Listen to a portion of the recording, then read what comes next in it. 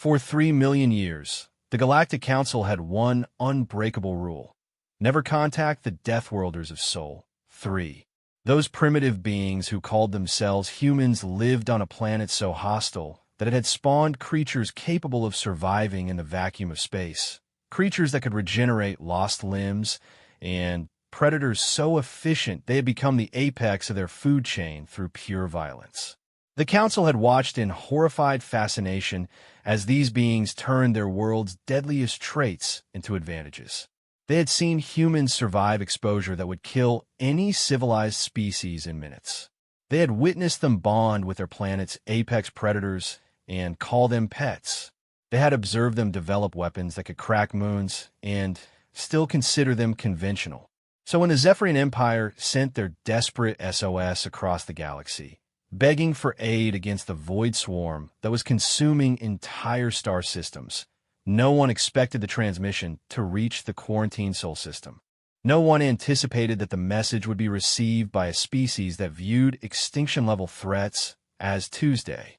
The Council's 3-million-year-old rule was about to be shattered, and the galaxy would learn why some sleeping giants should never be awakened. What arrived in response to that SOS would make the Void Swarm look like a minor inconvenience. Ambassador Kithuri of the Zephyrian Empire stood before the emergency session of the Galactic Council, her crystalline form flickering with the stress patterns that indicated near panic.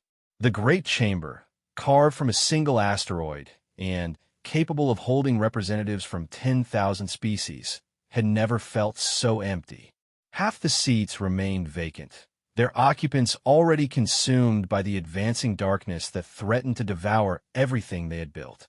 Honored council members, her voice resonated through the universal translators, carrying harmonics of desperation that needed no translation.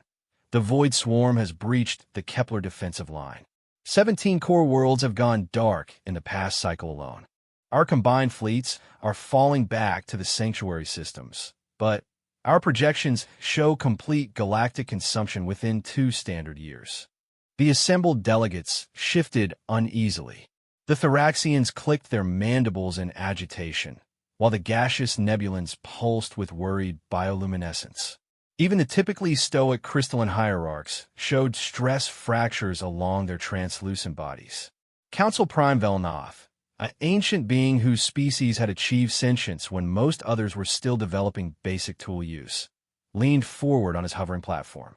His 4 eyes blinked in sequence, a sign of deep contemplation among his people. Ambassador Kethari, we have already committed every available resource to the defense efforts. The orbital foundries of Mechanicus Prime work around the clock producing warships. The bioforges of New Genesis strain to create warrior castes. What more can the Council provide? Kethari's form flickered more rapidly, her internal light dimming to almost nothing before flaring back to life. Prime Velnoth, there is one option we have not considered. The restricted archives contain references to a quarantine system in the outer spiral. Sol-3. The inhabitants there might possess the unconventional thinking required to combat the swarm. A collective intake of breath echoed through the chamber. The mantis-like Hivarch delegate reared back on her hind legs, her antenna twitching with alarm. You cannot be serious, Ambassador. The Deathworlders of Sol. 3 are classified as a Category 12 existential threat. The quarantine protocols exist for excellent reasons. What reasons? Demanded General Thaxiel of the warrior clans, his scarred hide marked with the victories of 100 campaigns. I have read the restricted files. These humans sound like exactly what we need. Natural warriors, technological innovators, survivors.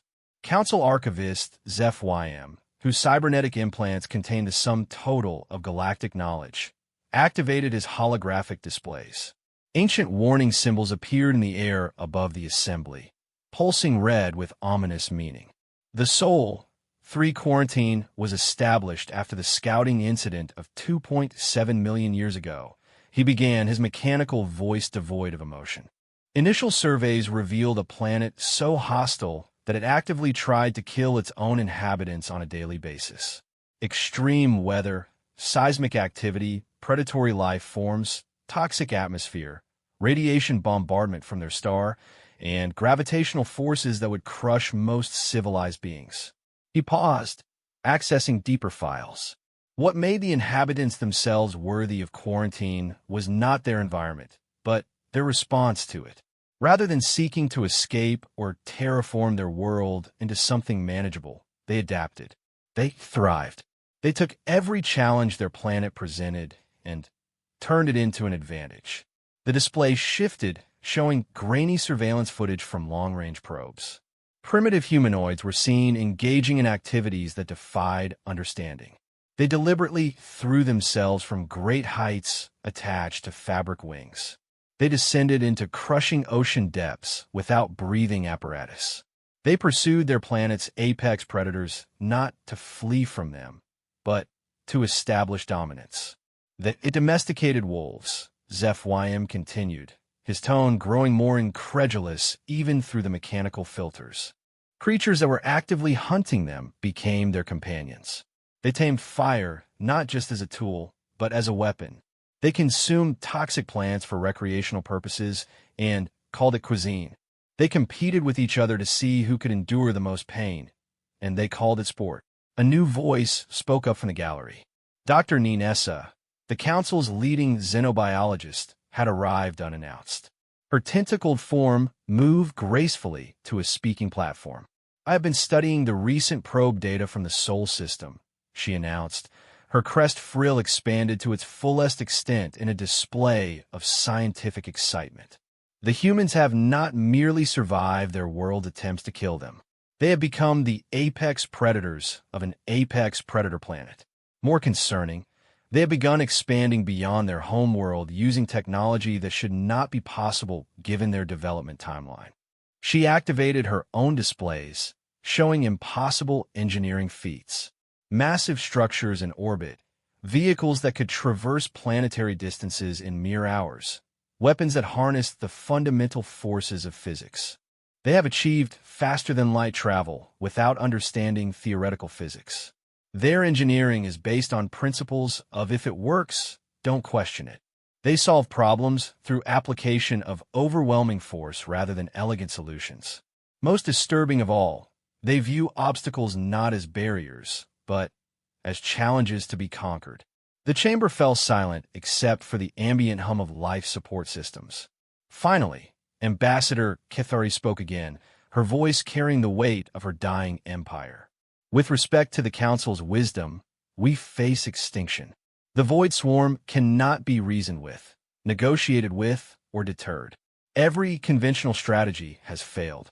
Every weapon we possess is insufficient. Every tactic we employ is countered within cycles. If we are to die regardless, what harm could come from attempting the unconventional?" General Thaxiul stood, his massive frame casting shadows across the chamber floor.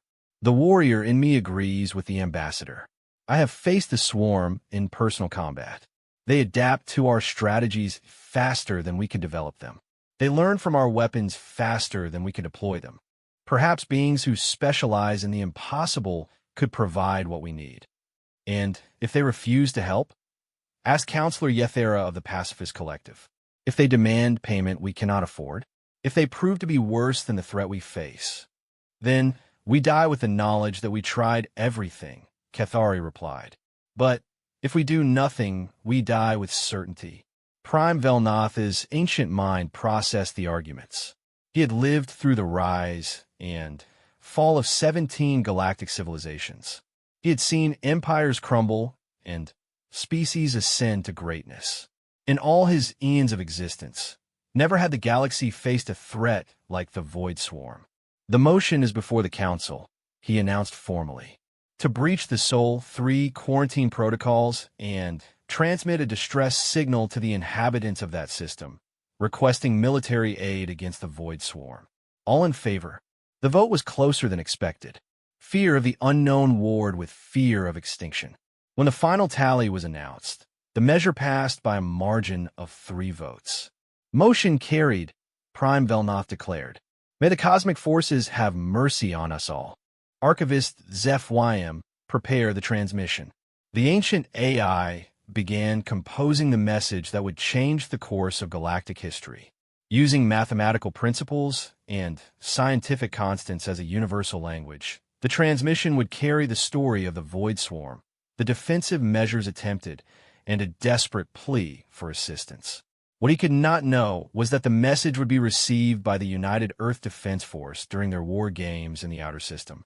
Nor could he know that Fleet Admiral Sarah Chun, veteran of the Titan Rebellion and the Europa Independence War, would read the transmission with growing interest rather than fear. The message traveled across the void at faster-than-light speeds, riding quantum entanglement networks that the humans had discovered by accident while trying to create a more efficient coffee brewing system. It reached the Sol system in a matter of hours, where it was intercepted by automated monitoring stations that had been established after humanity's first contact with an alien probe decades earlier. At Earth Defense Command on Luna, Admiral Chen reviewed the translation with her senior staff. The conference room walls displayed holographic representations of the Void Swarm's advancement, the galactic political situation, and tactical assessments of the alien fleet's capabilities. "So let me understand this correctly," she said, her voice carrying the calm authority of someone who had commanded fleets in impossible situations. "These aliens have been fighting a war against some kind of hive mind for over a year. They're losing badly, and they're asking us for help because they think we're too dangerous to exist." Commander Rodriguez, her tactical officer, couldn't suppress a grin. "That's about the size of it, Admiral. According to their data, they've been keeping us quarantined because we're apparently the galactic equivalent of a horror movie.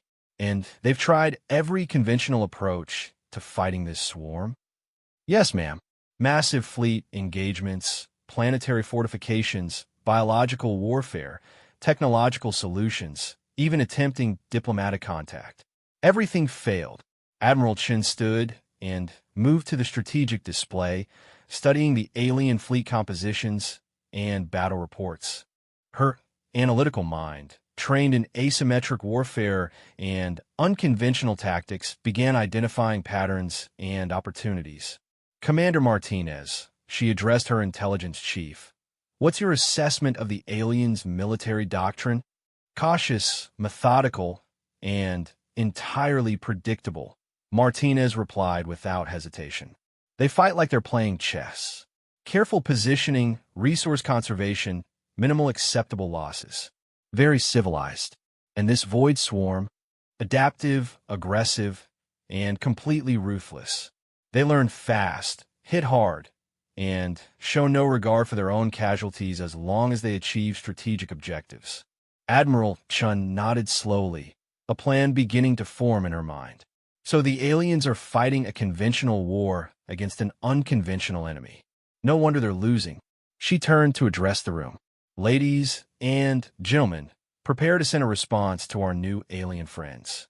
Tell them that Earth is very interested in their problem, and that we'll be happy to demonstrate why they should have contacted us a long time ago." The response transmission, when it reached the Galactic Council 3 days later, consisted of a single line of text: "Humans en route. Prepare for unconventional solutions."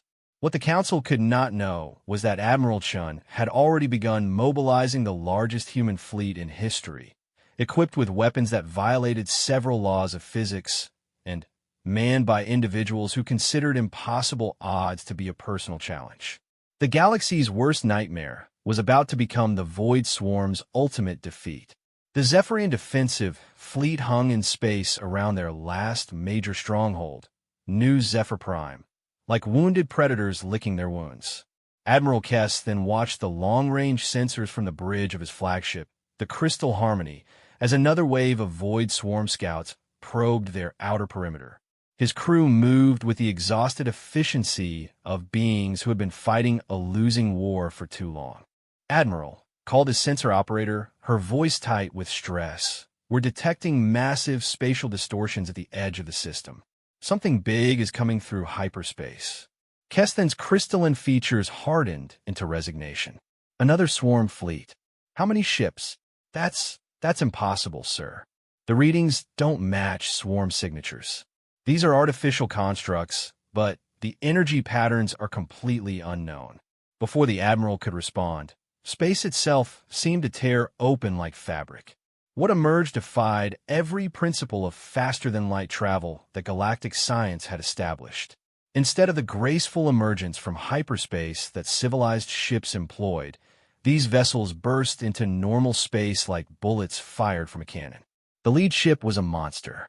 2 kilometers of angular metal and composite armor, bristling with weapon systems that looked like they had been designed by someone who had never heard of elegant engineering.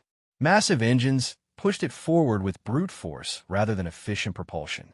Behind it came dozens more vessels of varying sizes, all sharing the same philosophy of function over form. Unknown vessels. Admiral Kestan broadcast on all standard frequencies. This is Admiral Kestan of the Zephyrian Defense Force. Identify yourselves and state your intentions.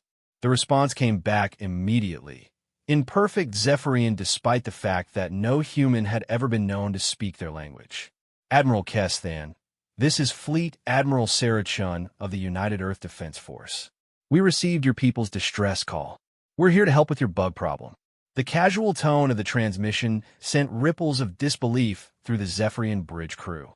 Admiral Kess then had fought in 17 major fleet engagements against the Void Swarm. He had seen entire battle groups consumed by creatures that existed in the spaces between dimensions. The idea that anyone could refer to the galaxy's greatest existential threat as a bug problem was either the height of arrogance or confidence beyond measure. Admiral Chun, he replied carefully, we appreciate your response to our call for aid. However, I must warn you that the Void Swarm is unlike any enemy you have likely encountered. They adapt to our tactics within hours. They show no regard for their own casualties, and their technology appears to operate on principles we don't understand. Copy that, Admiral. We've reviewed your tactical reports. Sounds like Tuesday to us. Admiral Kess then was still processing that response when his tactical officer interrupted with an urgent report. Admiral, sois en contact. Massive emergence at coordinates 77 Mark IV. It's the largest fleet we've ever detected. The sensors painted a picture of horror. Hundreds of Void Swarm vessels materialized in space, their biomechanical forms writhing with alien purpose. At their center lurked something that defied classification. A living ship the size of a small moon, covered in sensory organs and weapon systems that pulsed with malevolent intelligence. That's a Queen ship, Admiral Keston breathed, his voice carrying the fear that every defender of the galaxy had learned to feel. If that thing establishes itself in this system, it will spawn a breeding colony. The entire sector will be lost within a matter of weeks. The human fleet reacted with a speed that shocked the watching Zephyrians. Rather than forming defensive formations or conducting reconnaissance, they immediately accelerated toward the swarm with what could only be described as aggressive enthusiasm. All ships, this is Admiral Chun. The human commander's voice rang across the communications channels. Remember, we're here to make friends with the locals, so let's make a good first impression. Weapons free. Show these bugs what happens when they mess with someone else's neighborhood. What followed challenged every assumption that galactic civilization held about proper fleet tactics. The human ships didn't maneuver into firing positions.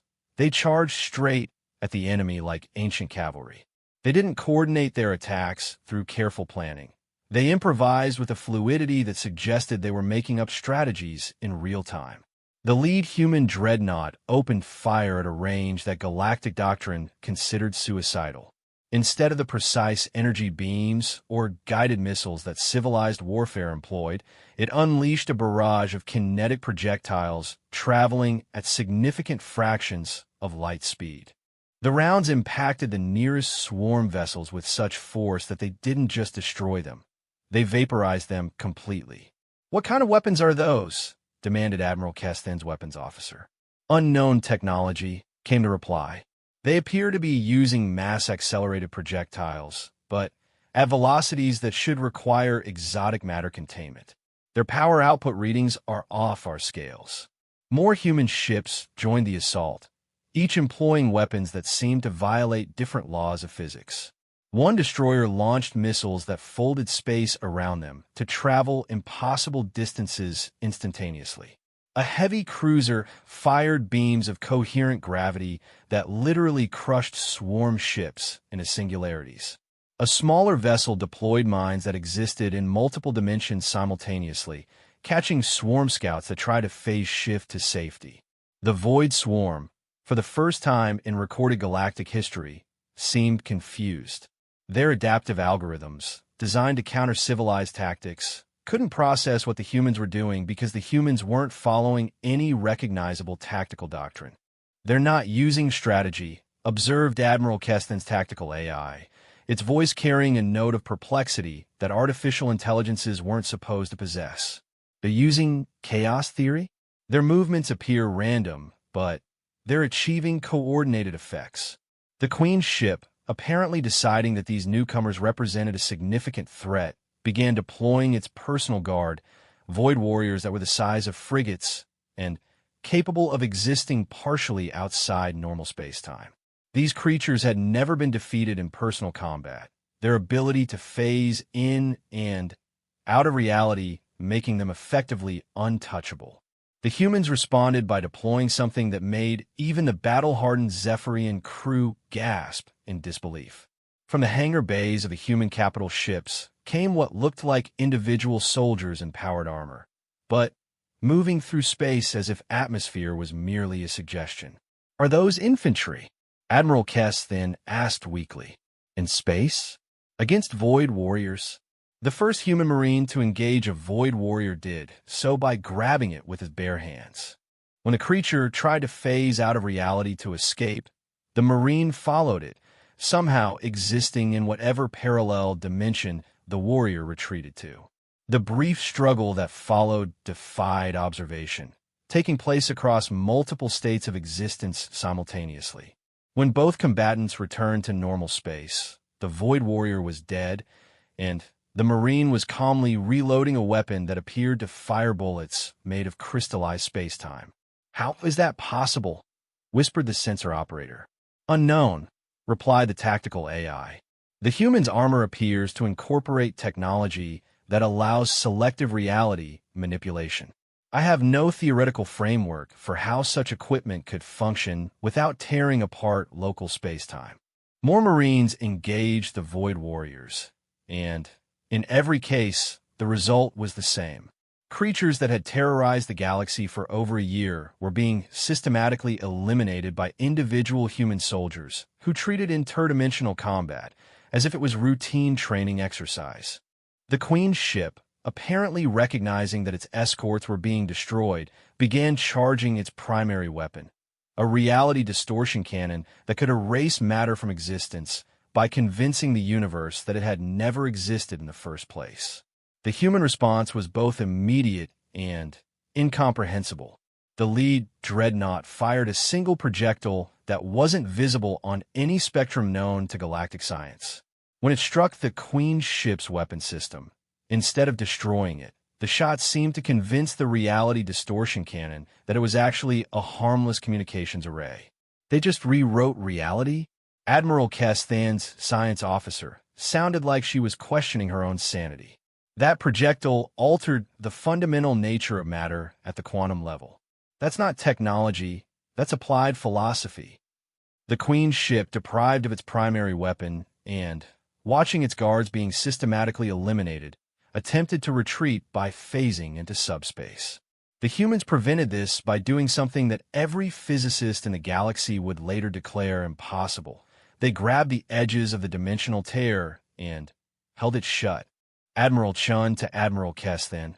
The human commander's voice was as calm as if she was discussing weather patterns. "We got the big one cornered, but we want to ask your permission before we finish it off. This is your neighborhood. After all." Admiral Kesthan looked around his bridge at crew members who were staring at their instruments as if they had never seen them before. The most advanced military technology of a dozen species had been unable to slow the Void Swarm's advance. The humans had just eliminated the largest swarm fleet ever encountered in less than an hour, using tactics that defied comprehension and weapons that violated natural law. "Admiral Chun," he replied, his voice carrying a mix of gratitude and deep concern, "you have our permission to finish it off." "Acknowledged." Initiating Crowbar Protocol. The Zephyrian crew watched in fascination and horror as the human fleet formed a perfect sphere around the trapped Queen ship. Each vessel fired a single beam of energy that connected with the beams from every other ship, creating a web of force that gradually contracted. The Queen's ship, caught in the center of the web, began to compress. Not just physically, but dimensionally. It was being squeezed out of existence, one layer of reality at a time. The creature's death screams were heard across multiple dimensions simultaneously, a sound that would haunt the dreams of every survivor for years to come. When it was over, space returned to its normal state of barely contained chaos. The human fleet maintained their sphere formation for several more minutes, apparently making sure that nothing remained of the Queen ship's reality distortion field. All clear, Admiral Kesthan, Admiral Chen reported. Sorry about the noise. We're still working out the bugs in the crowbar system. No pun intended. Admiral Kest then realized that his hands were shaking, not from fear of the enemy, but from the sudden understanding that the galaxy's careful balance of power had just been completely overturned. Admiral Chun, he said carefully, would it be possible for a delegation from our fleet to visit your flagship? I believe we have much to discuss. Absolutely, Admiral. Fair warning, though. Our gravity is a bit stronger than what you're probably used to, and our coffee could probably strip paint off your hull. But we'd be happy to have you aboard.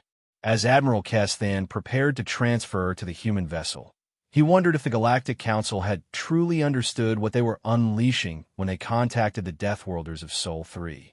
The humans had just demonstrated that they didn't simply break the rules of warfare. They convinced reality to rewrite the rules in their favor. The galaxy would never be the same. Admiral Kesthan's boarding shuttle approached the human flagship with the kind of careful precision his people used for navigating asteroid fields. The massive vessel loomed before them, its angular design making no concessions to the aesthetic sensibilities that govern galactic ship construction. Where Zephyrian vessels were carved from single crystals and shaped by harmonic resonance, the human ship looked like it had been assembled by beings who valued function over form and had never heard of architectural elegance. Admiral, his aide whispered nervously, are we certain this is wise? The readings from their ship are concerning. Their artificial gravity is 3 times galactic standard. Their atmosphere contains oxygen at concentrations that would be toxic to most species. Their electromagnetic shielding suggests they're operating their reactor at power levels that should cause cascading system failures.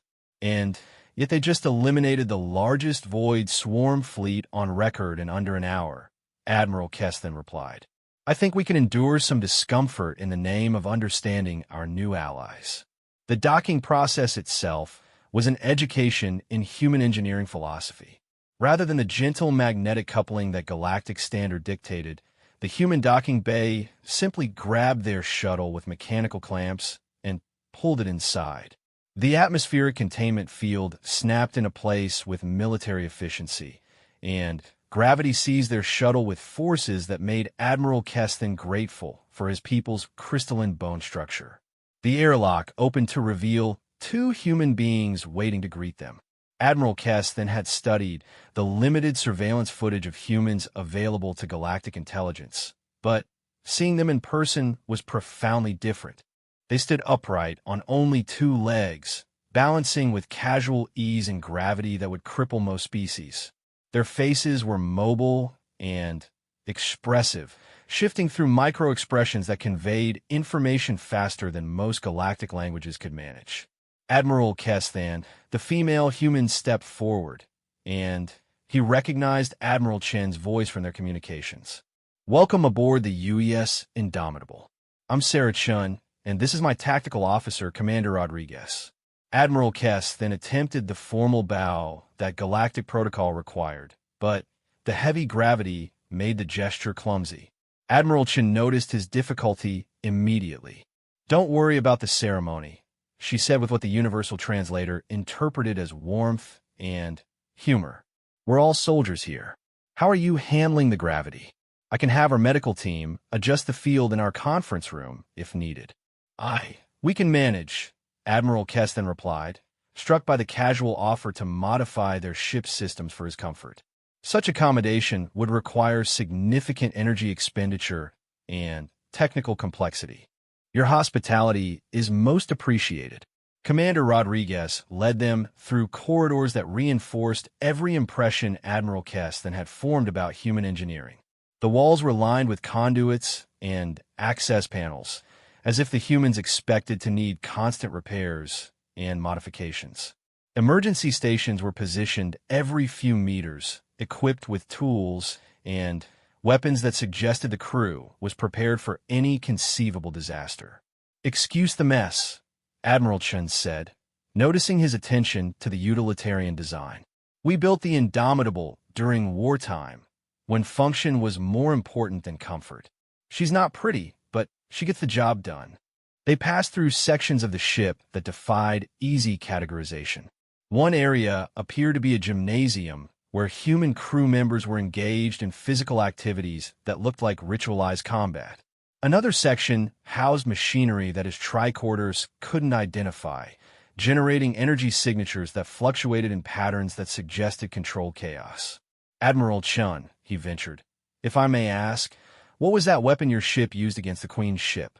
"Our sensors detected reality distortions that should be theoretically impossible to generate." "The crowbar." Admiral Chen's expression suggested pride mixed with slight embarrassment. "That was an accident, actually. We were trying to develop a new type of shield generator, but our engineering team got the math backwards. Instead of protecting reality from outside influences, it convinced reality that outside influences didn't exist. Took us 6 months to figure out how to control it safely." Admiral Kess then stopped walking. "You developed reality manipulation technology by accident, while trying to build defensive systems?" "Well, when you put it like that, it sounds more impressive than it was," Commander Rodriguez chimed in. "Really, we were just trying to solve a specific problem with quantum interference patterns.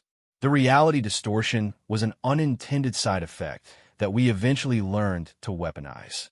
They arrived at a conference room that had been modified for the meeting. The gravity field was indeed reduced to something more manageable, and the atmospheric composition had been adjusted to accommodate Zephyrian physiology. A holographic display showed detailed star charts of the local sector, with void swarm positions marked in ominous red. "Please, have a seat." Admiral Chun gestured to chairs that had been constructed to accommodate Zephyrian anatomy. "I know this is all a bit overwhelming, but I think we need to discuss the bigger picture.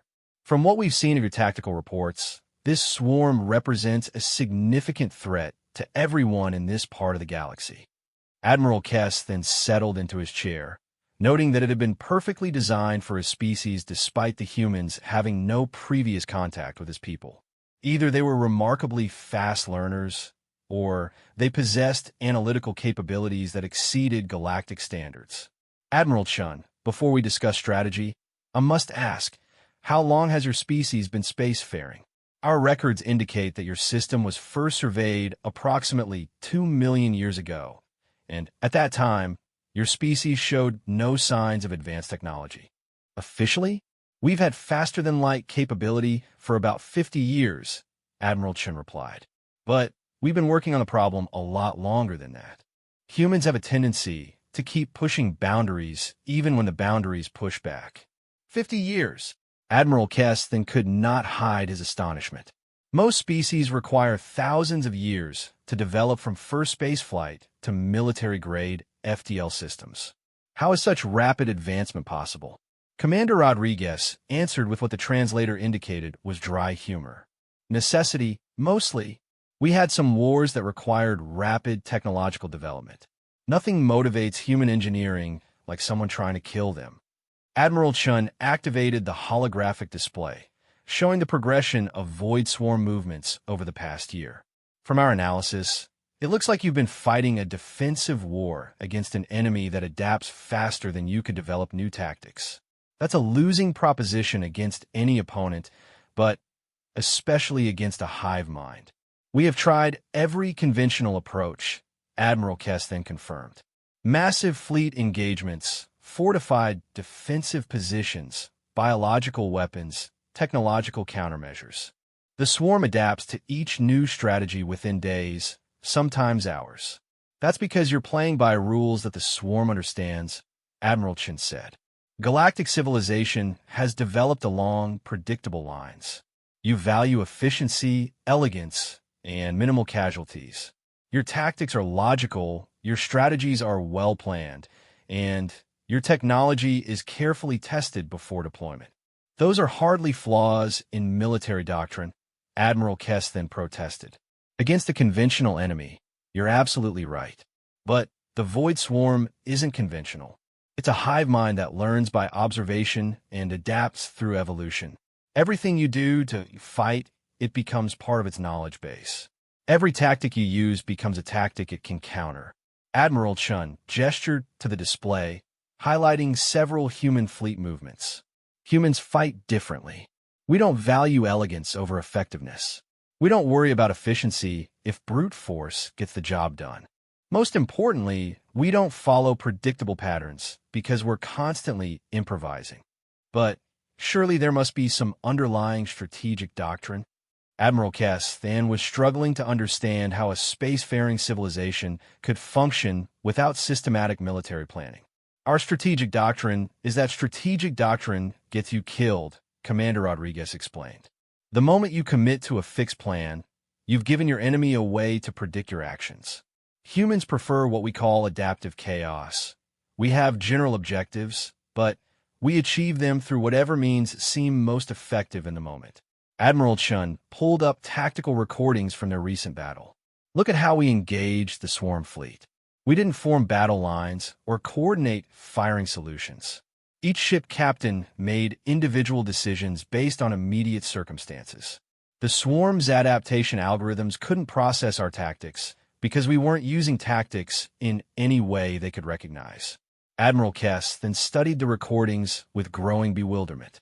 What he was seeing looked less like a military engagement and more like organized chaos. Yet the results were undeniable. The humans had achieved in 1 hour what galactic forces had been unable to accomplish in over a year. This approach requires exceptional individual initiative from your ship commanders, he observed. How do you maintain fleet coordination without centralized planning? Training and trust, Admiral Chin replied simply. Our officers are trained to think independently and act decisively. We trust them to make the right choices under pressure, and we accept that some of those choices will be wrong. Better to have a captain make a bad decision quickly than a good decision too late. A new voice interrupted the conversation. Admiral, we've got incoming communications from the Galactic Council. They're requesting a full briefing on our engagement with the swarm. Admiral Chun touched a control on the table. Put them through. The holographic display shifted to show the familiar chamber of the Galactic Council. Prime Velnoth's ancient features showed expressions that Admiral Kess then had never seen before, hope mixed with deep concern. Admiral Chun, the Prime's voice carried across the void. We have received reports of your engagement with the Void Swarm that strain credibility. Is it true that you eliminated a Queen's ship and its entire fleet? Yes, sir, Admiral Chun replied with matter-of-fact simplicity. We're currently conducting cleanup operations and assessing the tactical situation. How many casualties did your forces suffer? 0 dead. Minor injuries on 3 ships from crew members who got too enthusiastic during the engagement. Nothing that won't heal up in a few days. The silence from the council chamber stretched for long moments. Finally, Prime Velnoth spoke again. Admiral, the Galactic Council formally requests that you accept overall command of the anti-swarm coalition forces. We acknowledge that our conventional approaches have proven inadequate. Admiral Kess then watched Admiral Chin's expression carefully. He saw no surprise, no arrogance, no hesitation, just the calm acceptance of responsibility that marked true leadership. I appreciate the Council's confidence, she replied, but I should point out that human military doctrine might be difficult for galactic forces to implement. We operate on principles that most civilized species would consider reckless or even suicidal. At this point, Admiral, Prime Velnoth's voice carried the weight of desperation. We are willing to try anything. The alternative is the complete extinction of galactic civilization. Understood, Prime. We'll need complete tactical authority and the freedom to implement whatever strategies we deem necessary, regardless of how unconventional they might appear. Granted. Admiral Chun looked around the conference room, her gaze settling on Admiral Kesthan. Admiral, I'm going to need experienced officers who understand galactic military capabilities and can help me integrate our forces. Would you be willing to serve as my liaison to the coalition fleets? Admiral Kesthan felt the weight of history settling on his shoulders. His people had fought the Void Swarm with courage and honor, following the time-tested principles of galactic warfare. They had lost consistently, watching their civilization slowly consumed by an enemy they couldn't defeat.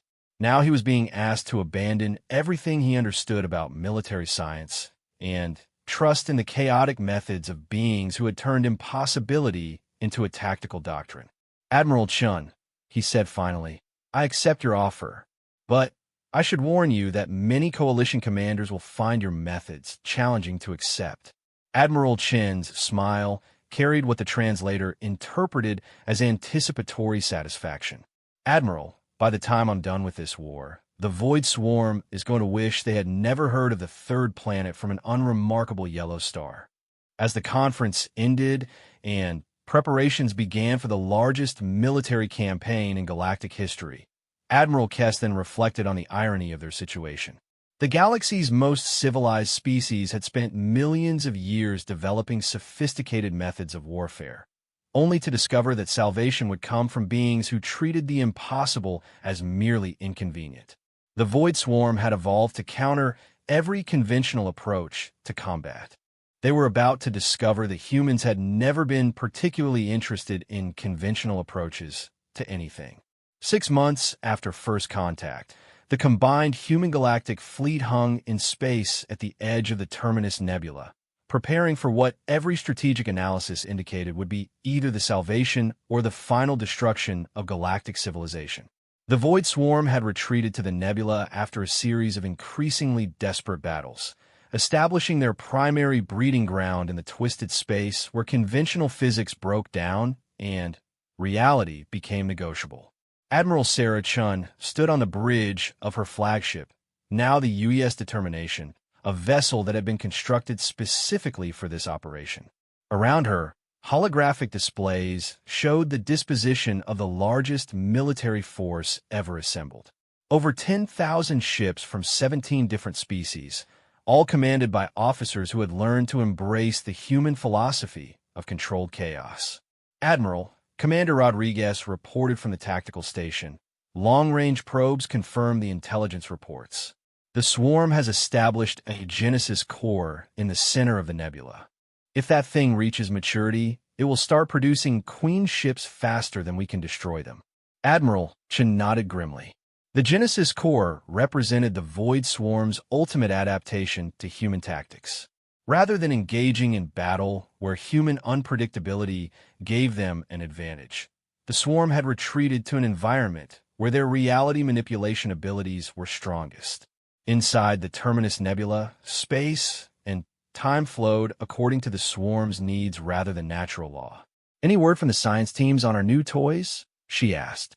Dr. Elizabeth Warren, who had been assigned as the fleet's head of applied impossibilities, looked up from her console with the expression of someone who had spent months explaining why the laws of physics were more like guidelines.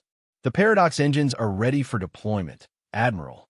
I should remind you that we're still not entirely certain what will happen when we activate them. Doc, if we were certain what would happen, it wouldn't be a paradox engine. Admiral Chun replied with a casual acceptance of uncertainty that had become humanity's signature approach to problem solving.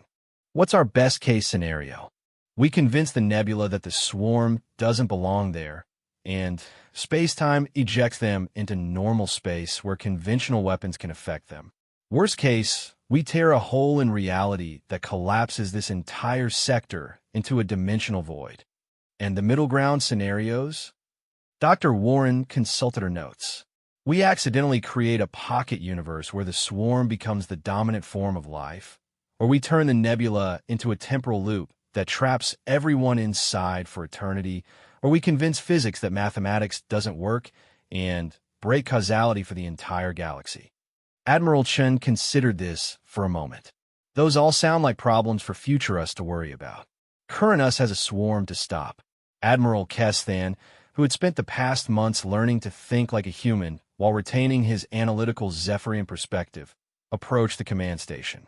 His crystalline features showed stress patterns, but also something that had been absent from galactic military leadership for over a year: confidence. Admiral Chen, the Coalition fleet commanders are ready to implement the attack plan, though I should note that several of them are still questioning the wisdom of deliberately causing a paradox. Kesthan, tell them that humans have been causing paradoxes since we figured out how to think. The universe has gotten used to it. The attack plan, if it could be called that, was the most audacious military operation in galactic history. Rather than attempting to fight the Void Swarm in an environment where they held every advantage, the human fleet would use their reality manipulation technology to change the rules of engagement. They would convince the Terminus Nebula that it was actually normal space, force the swarm to exist according to conventional physics, and then demonstrate why humanity had never been particularly concerned with conventional limitations. All ships report ready, Admiral, Commander Rodriguez announced. Paradox engines are synchronized and standing by for activation. Admiral Chen opened a fleet-wide communication channel. All ships, this is Admiral Chen. In a few minutes, we're going to do something that has never been attempted in the history of galactic civilization. We're going to change the fundamental nature of space-time in order to force our enemy to fight us on our terms. She paused, looking around her bridge at human crew members who showed no sign of concern about the impossibility of their mission, and at alien officers who had learned to trust in human confidence even when they couldn't understand human logic. I want everyone to remember that the Void Swarm made one critical mistake. They assumed that intelligence meant following logical patterns. They built their entire existence around adapting to predictable behavior and conventional tactics. What they never understood is that humanity's greatest strength has always been our willingness to try something that shouldn't work. Admiral Chen gestured to the tactical display, with a swirling chaos of the Terminus Nebula pulsed with malevolent energy. In there, they've built themselves the perfect fortress, a place where reality bends to their will, where conventional weapons can't harm them, and where they can reproduce faster than we can kill them. It's an absolutely impregnable position. Her expression shifted to what command staff had learned to recognize as Admiral Chen's battle smile. So we're not going to attack their position. We're going to steal it. The Paradox engines activated simultaneously across the fleet. Each device had been constructed using principles that human scientists had discovered by accident while trying to solve completely unrelated problems. The engines didn't generate energy in any conventional sense. They convinced reality that energy could be borrowed from potential futures and paid back through retroactive causality. Space around the fleet began to ripple like water. The Terminus Nebula, which had existed in a state of controlled chaos for millions of years, suddenly found itself subject to an outside influence that didn't follow any rules it understood. Reality generators designed by beings who had never met a law of physics they couldn't work around began rewriting the fundamental constants that govern the nebula's existence. Paradox field is expanding, Dr. Warren reported, her voice tight with concentration as she monitored readings that fluctuated between impossible and merely improbable. We're getting some resistance from the nebula's natural temper distortions, but the engines are adapting. Inside the nebula, the Void Swarm felt the change immediately. Their hive mind, which had evolved to manipulate reality through collective will, suddenly found itself dealing with a form of reality that actively resisted manipulation. The twisted space that had protected them began straightening out, forcing them to exist according to physical laws that they had never needed to consider. The Genesis core, a structure the size of a small planet that existed partially outside normal dimensions, found itself being pulled fully into conventional space-time. Its biomechanical systems, designed to operate in an environment where causality was optional, began experiencing what could only be described as existential confusion. Admiral, we're detecting massive displacement signatures throughout the nebula, the sensor operator reported. Swarm ships are being forced into normal space, whether they want to be there or not. How are they reacting to the transition? Admiral Chen asked. They appear to be panicking. Their movement patterns have lost all coordination. It's like they don't know how to function in an environment where physics actually works. Admiral Chen nodded with satisfaction. That's because they've spent so long adapting to our tactics that they forgot to adapt to reality itself. Keston, signal the fleet to advance. Let's show them what conventional warfare looks like when it's practiced by unconventional people.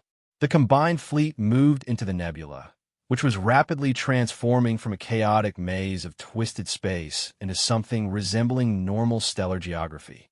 Swarm ships that had been untouchable in their home environment now found themselves vulnerable to weapons that operated according to predictable principles. But the humans weren't using predictable weapons. The first wave of the attack employed a tactic that had been developed during humanity's colonial wars, the impossible shot. Human gunnery officers opened fire on swarm vessels using projectiles that traveled through folded space, curved time, and occasionally took shortcuts through parallel dimensions to reach their targets. How are our hit rates? Admiral Chen asked. 97% accuracy, Admiral. Swarm vessels can adapt to our targeting solutions because we're not using targeting solutions in any way they can comprehend. The swarm hive mind, faced with weapons that violated multiple laws of physics simultaneously, attempted to retreat deeper into the nebula. They discovered that the paradox engines had rewritten the nebula's geography, creating new paths that led directly toward the human fleet rather than away from it.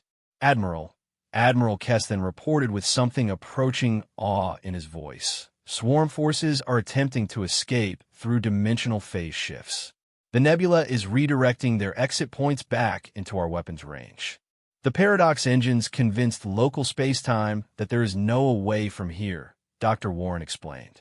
As far as the universe is concerned, every direction leads toward us. The Genesis core, now fully materialized in normal space, began broadcasting distress signals across subspace frequencies that no galactic species had ever detected. The massive structure's biomechanical systems were failing as they tried to operate in an environment where their reality manipulation abilities were nullified. Admiral, the core is trying to establish a direct neural link with our fleet, the communications officer reported. It's trying to negotiate? Put it through, Admiral Chen ordered. I want to hear what it has to say. The voice that emerged from the speakers was like nothing any galactic species had ever heard. It spoke in harmonics that bypassed language entirely, communicating directly with the listener's consciousness in concepts that predated verbal communication. We understand now. Your species does not follow patterns because patterns are death. We adapted to predictability and became predictable. We consumed order and became ordered. You offer chaos and call it strategy. Admiral Chun exchanged glances with her senior staff. The Void Swarm had achieved something unprecedented in galactic history. They had learned to communicate rather than simply consume. That's right, she replied, speaking to the massive alien intelligence as if it was a colleague rather than a mortal enemy. We don't follow patterns because patterns get you killed. But here's the thing about chaos. It can be constructive as well as destructive. We have consumed 17 galaxies. We have adapted to every form of resistance.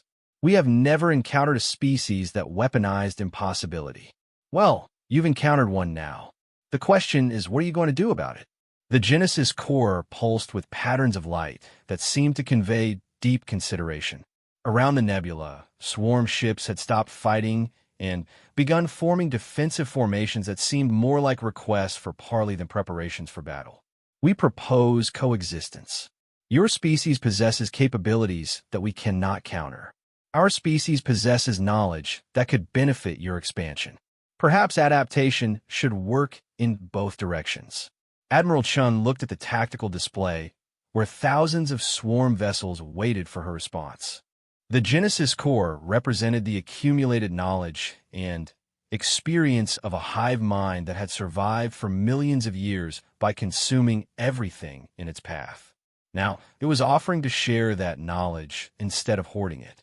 Kestan, what's your assessment? She asked her Zephyrian colleague. Admiral, from a strategic perspective, the swarm represents an incredible resource.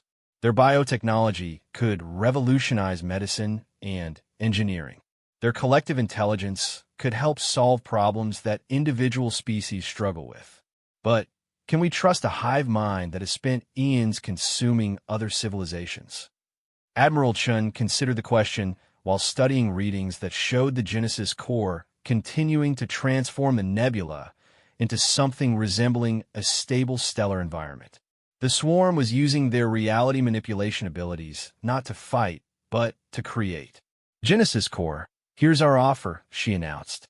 You help us rebuild the civilizations you've damaged, and we'll teach you how to grow instead of just consuming. But this isn't negotiable. Any attempt to return to your old behavior will result in us applying increasingly creative solutions to the problem of your existence. We accept. We have learned that survival sometimes requires becoming something different than what you were. The war that had threatened to consume galactic civilization ended not with a final battle, but with an impossible alliance. The Void Swarm became the Synthesis Collective, using their biotechnology to heal worlds they had damaged while learning to channel their adaptive abilities toward creation rather than destruction. Admiral Chun stood on the observation deck of the newly designated diplomacy station, watching swarm bioships working alongside galactic reconstruction vessels to rebuild the Zephyrian homeworld. The sight would have been impossible to imagine 6 months earlier, but humans had never been particularly concerned with the difference between impossible and inevitable. Admiral Keston approached, his crystalline form showing the relaxed patterns that indicated contentment. The Galactic Council has approved the establishment of the Human Integration Protocol. Every coalition fleet will now include human advisors trained in applied impossibility. And how are the other species handling our teaching methods? Better than expected. It seems that once you show people that the impossible is just the improbable with confidence issues, they become remarkably creative problem solvers. Admiral Chun smiled as she watched a swarm bioship delicately transplant an entire forest from a nursery world to a planet that was being restored to habitability. The galaxy had learned an important lesson. Sometimes the best way to solve a problem was to change the rules rather than play by them. You know, Kestin, I think this is the beginning of a beautiful friendship between all of us. The galaxy, which had spent millions of years developing along predictable lines of technological and social evolution, was about to discover what happened when you introduce chaos theory to cosmic civilization. The results would be spectacular, terrifying, and absolutely impossible to predict, just the way humans preferred it.